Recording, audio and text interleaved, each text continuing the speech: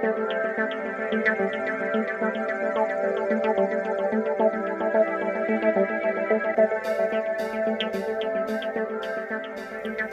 dag, kæru nýsköpunarþingsgestir. Nýsköpun boðorð dagsins. Ef frumkvöðlar í nýsköpunarfyrirtækjum eru spurðir hvernig gangi, segja þeir stundum að rekstur nýsköpunar á sprotafyrirtækis sé eins og eyðimerkurganga Móse, sem tók heil 40 ár. Ef fólk sem lítið þekkir til nýsköpunarfyrirtækis, sem á velgengni að fagna, spurt hvað þið finnist velgengni fyrirtækja, að þá heyrast lýsingar eins og að sú velgengni sé ótrúleg og óskiljanleg. Nánast kraftaverk, eins og þegar Kristur gekk á vatni, hef ég heyrt. Þetta erindi byggi á eigin reynslu af rekstri hugbúnaðarfyrirtækis allt frá stofnun þess fyrir 20 árum til þessa dags. Ég hef kosið að líkja nýsköpun stika við langhlaup og kalla erindi því langhlaup nýsköpunar. Nýsköpun ekki bundin við ákveðin iðnað. Hún ekki takmörkuð við sprotafyrirtæki. Og hún heldur ekki takmörkuð við lítil eða meðalstór fyrirtæki. Nýsköpun ætti ef vel á að vera til staðar í öllum fyrirtækjum og öllum atvinnugreinum. Hún felur í sér leit að betri lausnum. Alls staðar tækifæri til nýsköpunar ef fólk bara vill.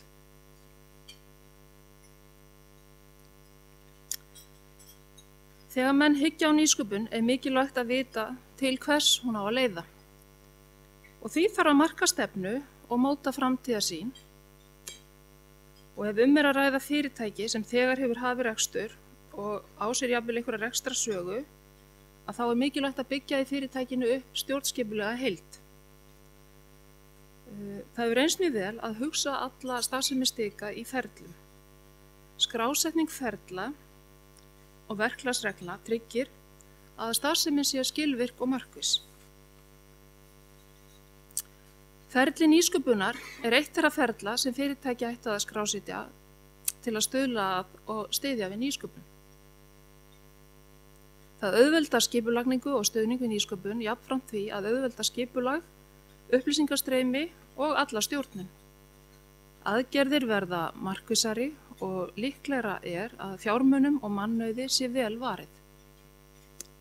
Í stuttu máli þá aukast líkur mikið á að árangur náist ef nýsköpun ásamt annarri starfsemi fyrirtækisins sett upp í ferlaform. Nýsköpun í raun sífellt og stanslaust verkefni. Hún leiðir ekki aðeins af sér ný verkefni, heldur einnig stöðugt endurmat verkefna. Nýsköpun því endalausar breytingar og kallar á virka og stöðuga breytingastjórnun. Ef þróun tæknilausna og tækniþjónustu að ræða, eins og í tilviki stika, þá krefst nýsköpun margra ára rannsóknar og þróunarstarfs. Það erfitt að fjármagna margra ára rannsóknir og þróun og bæði mjög vandasamt og krefjandi. Hafi fyrirtæki fyrirætlanir útflutning og vilji það komast á erlendan markað, að þá verkefnið enn stærra og flóknara. Nýsköpun getur því reynst mörgum frumkvöðlum og fyrirtækjum stanslaus áskorun. Líkast við að halda þurfi mörgum boltum á lofti samtímis með aðeins 2 höndum.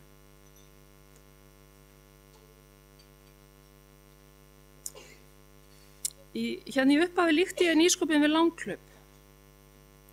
Það má vel líkja nýsköpun við maraþon. Að minnsta kosti líkist hún miklu meira maraþonhlaupi heldur en spretthlaupi. Oft fyrstu skrefin einföld og jafnvel auðveld. En þegar á líður verður langhlaup nýsköpunar erfiðara. Það krefst úthalds og einbeitingar, ekki bara stundum, heldur allan tíman. Myndina hér á skjánum valdi ég af því að hún á nágranna mínum á Seltjarnarnesi, honum Kára Steini Karlssyni. Ég þekki foreldra hans báða og hef fylgst með honum á hlaupum Seltjarnarnesið og víðar frá því að hann var lítill strákur. Það efast enginn þol hans, ótrúlegan kraft og úthald þegar kemur að langhlaupum.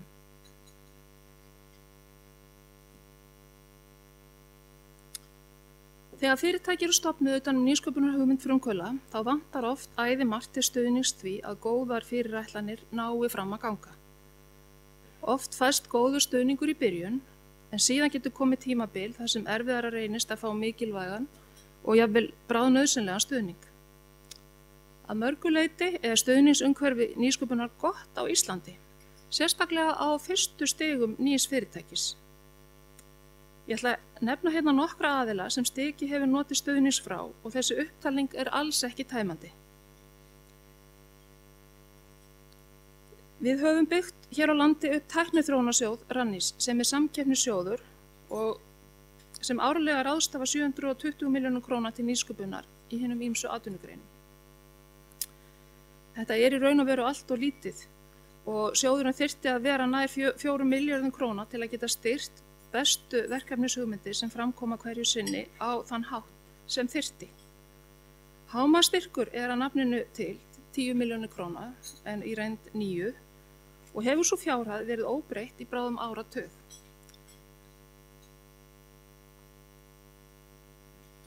Nýsköpunarsjóður er svo aðili sem að kom inn í stika í lok árs 2007 og kemur inn í mörg fyrirtæki sem lengra eru komin með þá hlutafé sem ætlað er að verja til rannsóknar og þróunar og markaðsstarfs. Síðan er það nýsköpunarmiðstöð sem er mikilvæg ríkisstofnun fyrir alla sem stunda vilja nýsköpun.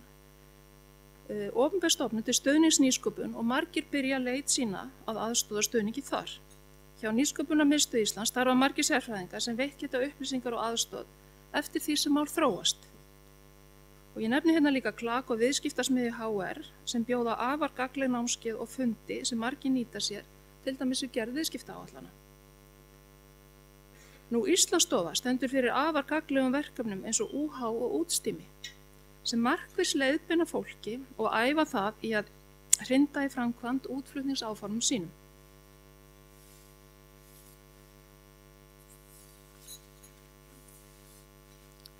Ég get auðvitað ekki látið hjá líða að geta samtök iðnaðarins og samtök sprotafyrirtækja sem ég sem stendur er formaður í báðum. En þar er að finna öflugan stuðning af margvíslegu tagi og þar er mikilvægur vettvangur fyrir samskipti, fyrirtækja og iðngreina við stjórnvöld sem og bæði innlendar og erlendar stofnanir. Hvað mikilvægastan telji þó vera þann óeigingjarna stuðning sem kemur frá fólki sem starfar við nýsköpun í fyrirtækjum sem er á sömu vegferð og maður er sjálfur. Það er ómetanlegt að fá tækifæri til að skiptast á reynslu og þekkingu á öllu sem varðar nýsköpun við fólk sem líka þekkir, veit og skilur. Eins og ég sagði, þá er nýsköpun ferli sem hefst oft með góðri hugmynd. Hugmynd sem að lýsa þar með orðum og skrá á einhvern hátt. Hugmynd sem þarf síðan að rýna og skoða og búa í verkefni. Koma með tillögu hvernig megi leysa úr þessari hugmynd með verkefni sem er jafnvel brotið niður í verkþætti, meta síðan fýsileika verkefnisins. Við þurfum að koma slíku verkefni í verkefnisstjórnunarferli og við þurfum að miðla upplýsingu til margra aðila sem að hluti á máli. Og hérna birti ég á skjánum mynd af nýsköpunarferli stika sem hefur verið til í mörg ár og við vinnum eftir. Inn í þessu ferli eru verklagsreglur og svokölluð undirferli, þó að það eigi ekkert með svik að gera, en hérna, ég á ekkert annað betra orð en undirferli. En þið sjáu að þarna er ábyrgð skipt, ábyrgð er greind, hlutverk eru búin til og skilgreind. Og það er gert ráð fyrir því að hugmyndir geti komið frá viðskiptavinum, geti komið úr stefnumótunarvinnu, frá einstökum starfsmönnum. Og það er mikilvægt að þessi farvegur hafi verið skilgreindur ef á annan borð á að styðja við og stuðla að nýsköpun inn í fyrirtækinu. Og svo vil ég líka segja það að þeir sem eru einhvern veginn viðriðnir þessa nýsköpun í fyrirtæki, að það er mikilvægt að þeir fái upplýsingar hvernig hugmyndum reiðir af og það sé ekki þannig að það berist ekki tilbaka hvað verður úr þeirra góðu hugmyndum. Sérstaklega á þetta við þegar að unnið með hugmyndi viðskiptavina sem að verða svo ánægðir að sjá vel tekið á móti hugmyndu sínum.